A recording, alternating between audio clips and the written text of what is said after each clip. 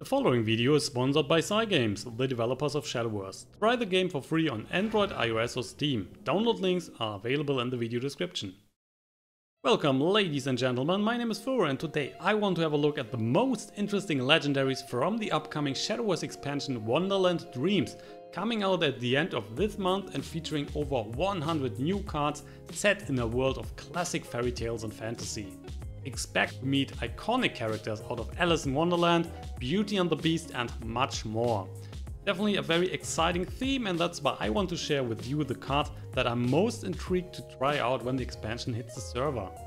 For the start, we will have a look at the 5 most interesting legendaries from the set. I'm not talking about the sheer power level or which one will have the biggest impact on the metagame, but rather which one I'm really looking forward to try out. That might be because of a cool effect, some great interactions, or simply because the artwork is amazing. Of course, this list is highly subjective, so feel free to share your own list of legendaries in the comment section and tell the world what they definitely have to try out when Wonderland Dreams is finally released. We will start our little journey through the depths of the legendary dungeon with the Dragoncraft follower Wyrm, Gods of the Skies, a highly anticipated endgame finisher. We all know that the developers of Shadowverse thinking of the game as a mobile first game that cannot run for too many turns due to the time investment of mobile users. To accelerate a faster finish, most of the endgame cards in this game are pretty bonkers, and so is the Gods of the Skies. For 9 play points you will get some underwhelming stats, but on the other hand a very dangerous effect. When the unit dies, all the Dragoncraft followers that are coming into play on the next turn getting double attack and defense. If you have a look at all the available followers for Dragoncraft, you will notice a high amount of storm units in the class that are eager to go for the face with double the amount of damage to instantly kill your opponent. The effect would be insane if it is directly working on the same turn that the god is dying, but luckily Cygames was clever enough to tune it down to one turn after. So the cards need a lot of setup. In the best case you can play her on turn 9, then you need to somehow destroy her on turn 10, and turn 11 is finally the time where you can push the damage in. That might be a bit too slow. On the other hand, I really dig both the effect and also the amazing artwork, so it is definitely a card I'm more than happy to try out.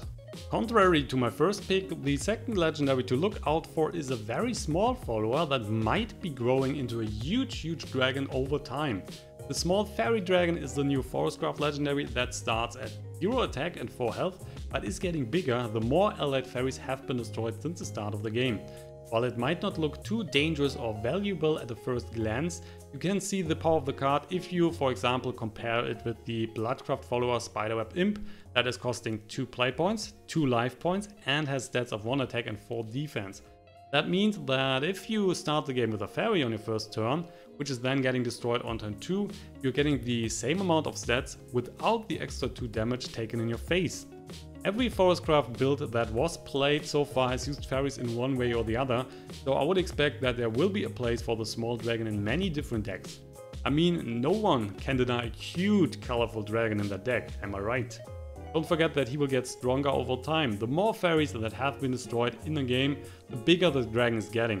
So I'm totally looking forward to see the first 1 turn kill clip with a 20 attack dragon in the next couple of weeks. And now away from the dragon, and let's have a look at something completely different that might be very dangerous and is one hell of a unique effect.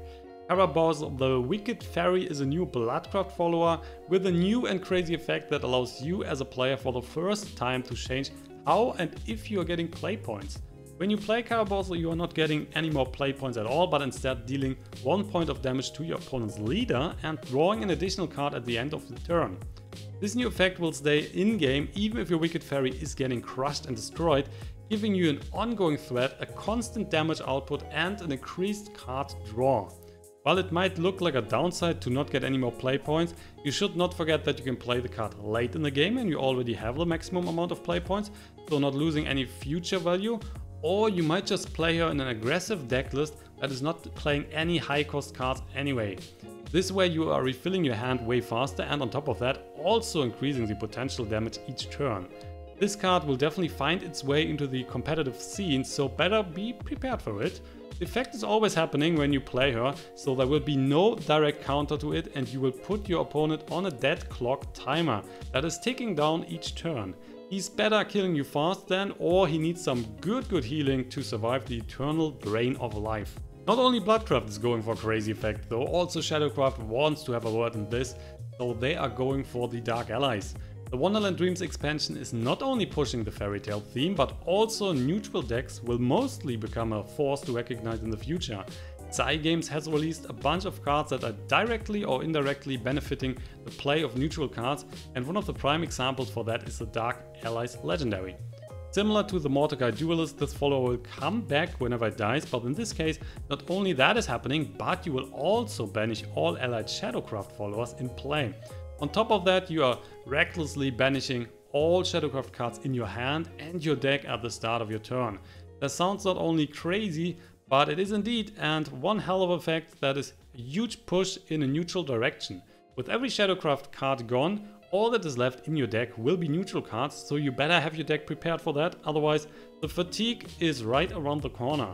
Your deck needs to be tuned in the right way to really benefit from this card, but when it is, it should be a fun experience to just draw your huge endgame neutral followers to go for the victory.